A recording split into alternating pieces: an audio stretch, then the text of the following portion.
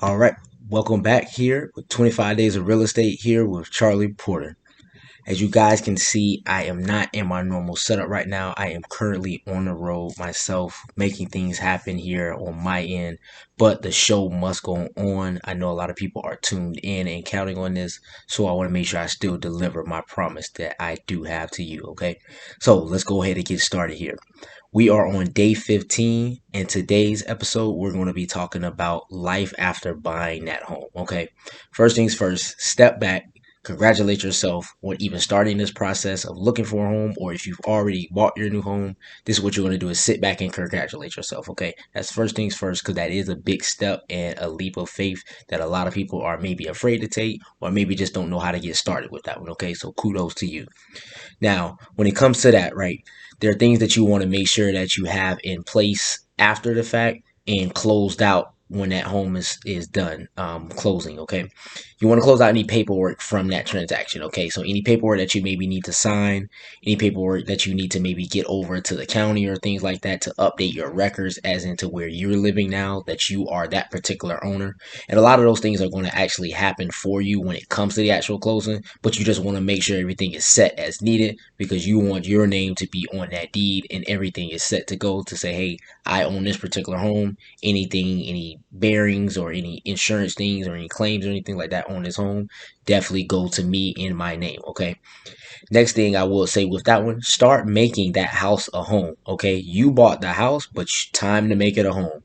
Time to make it the place where your family comes over for the holidays. Time to make it a place where your kids can call home and bring their friends over and things like that too as well. Okay, you want to make this thing your safe haven, your peace, everything about that. Okay. So start working on any getting quotes on any repairs or anything like that you may have, right? When you buy that house, it's not going to be perfect. I can almost guarantee it won't be necessarily perfect. Even if it's a new build, there may be a couple repairs that maybe just need to happen. I'm giving you that nugget now because that's just things you want to understand, right? Life is not perfect and the house is not going to be perfect, okay?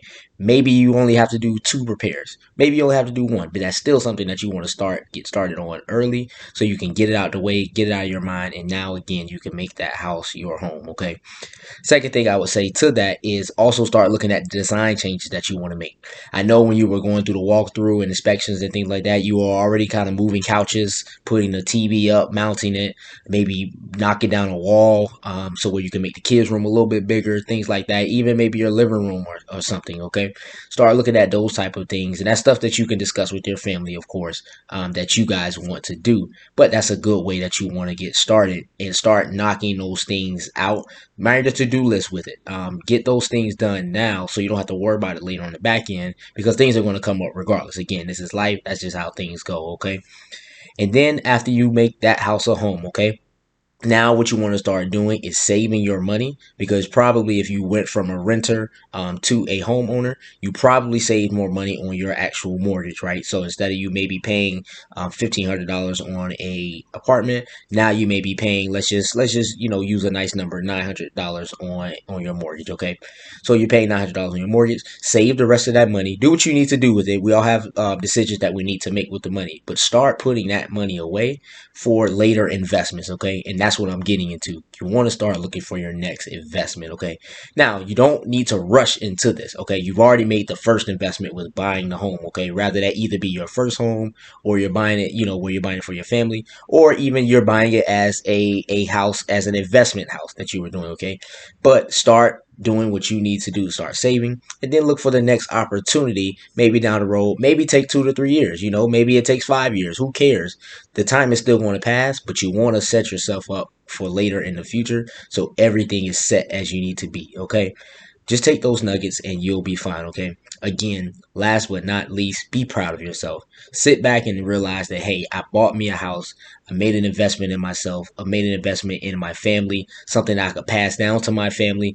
And that's, you can, like I said, you can pass that down to keep it within the family for generations. Okay, generation. Think about generational wealth, and that's a great play for yourself. And now again, start making the repairs, making that house a home, and then making your next investment so you can keep moving forward. Okay, appreciate you guys joining me again. Make sure you like, comment, subscribe on the video. Check out my previous videos and the ones coming up in the future too as well.